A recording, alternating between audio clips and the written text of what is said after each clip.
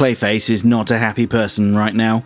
While he's locked up in Arkham Tower, someone out there has stolen his identity, his true identity, and is living the glamorous life that he thinks he deserves. But the doctors in Arkham won't listen to him. Clayfaces always lie, they argue, and half of them don't even remember who they once were anymore. Basil Karlo is a famous movie star, not some gloopy pile of dirt. Well, if no one's going to take his concerns seriously, then Clayface is going to have to escape from his cell. And once he does, he sets out trying to find out what's going on. According to the media, Karlo has successfully reformed after a treatment program, reignited his Hollywood career, and is now slated to play Batman in a massive biopic. Outraged that the imposter has stolen his life and legacy, the escaped Clayface tries to claim back his identity. However, the imposter Basil Karlo isn't quite as reformed as the press made out. After he brings a date back to his mansion and she rejects his advances, Karlo drops his charming facade, removes his signature black gloves, and uses a lethal melting touch on her. So, who could this Clayface be? An enhanced Preston Payne? Maybe a grown-up Cassius? Todd Russell? Or maybe he really is Basil Karlo and our Clayface is just a very confused person. Either way, the second issue continues to explore this mystery. And after escaping from Arkham, Clayface has gone to Hollywood, where he's impersonating a recently deceased old man named Bob Palmer. Clayface saw the man being carted off to hospital and identified him as the perfect person to replace. And he manages to slot into his life fairly seamlessly. I guess the elderly are generally overlooked by most of society, and if they don't have any immediate family, who's going to notice if they act a little out of character, right?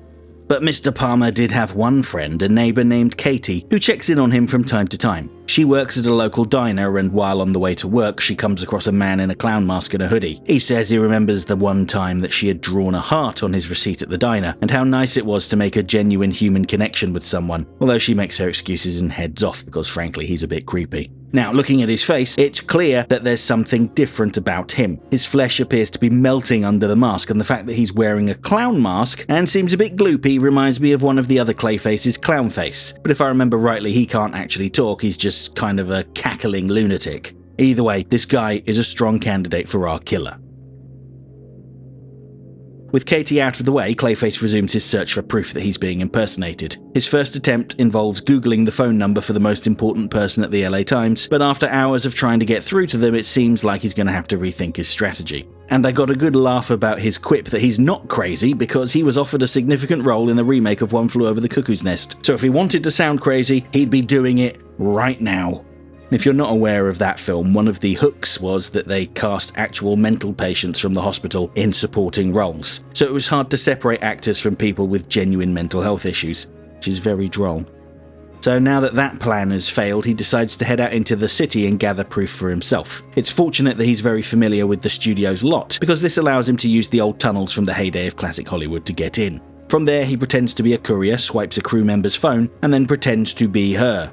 However, while he's asking around about where Basil Karlo is, one of the more senior crew members takes him aside and tells him to be careful. Karlo may seem like a squeaky-clean guy now, but behind the scenes he's awful, particularly towards young women, and we're shown an example of what happened to the young women as a woman enters his trailer carrying a coffee that he'd ordered, and he'd made her walk around the block to ensure that it cooled down just enough for him to drink. Heaven forbid that he just puts it aside for a minute. But his trailer is dark and dingy and there's goop all over the floor, but when she steps in it, it splats onto her exposed foot and makes her leg melt away. It's a really gruesome scene seeing her writhing around in the clay flesh, completely dissolving as Clayface smiles behind her. And now's probably a good time to bring up a right-wing influencer who suffered a similar fate on his own show.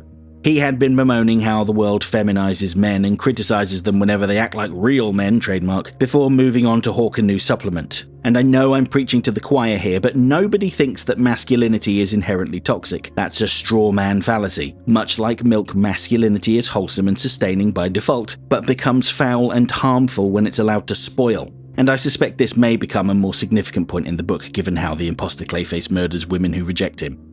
But while he's trying to sell people on this new supplement, his face loses its consistency. And to be clear, it's not the same thing that happened to the woman, the melting at Clayface's touch. It's more like he's becoming another Clayface, and I think it's safe to say that whatever is in that supplement is potentially to blame, and it may hold a clue as to what's going on.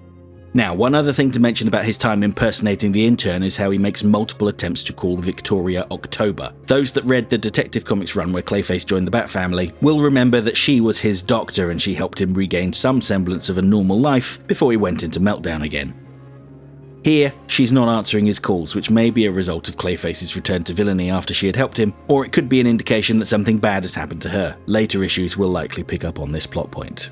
Another great joke in this issue comes when Clayface goes to the diner to see Katie, and he overhears a conversation where people discuss Basil Karlo.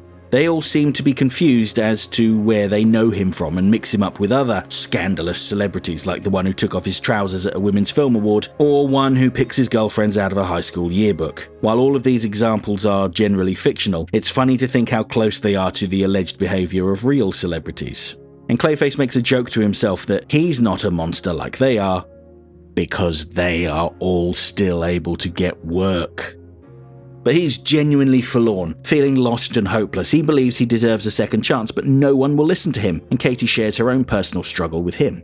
She had been an addict for years after being prescribed painkillers, and eventually her family gave up on her, including her twin sister. No matter how hard she tries, she feels like she will never undo the damage she did, so she relates to what Clayface is saying. And it's funny that she doesn't realise how similar her situation is to Clayface's. There is literally another him running around out there doing terrible things, and he cannot stand him, out of jealousy more than anything else, but the point remains.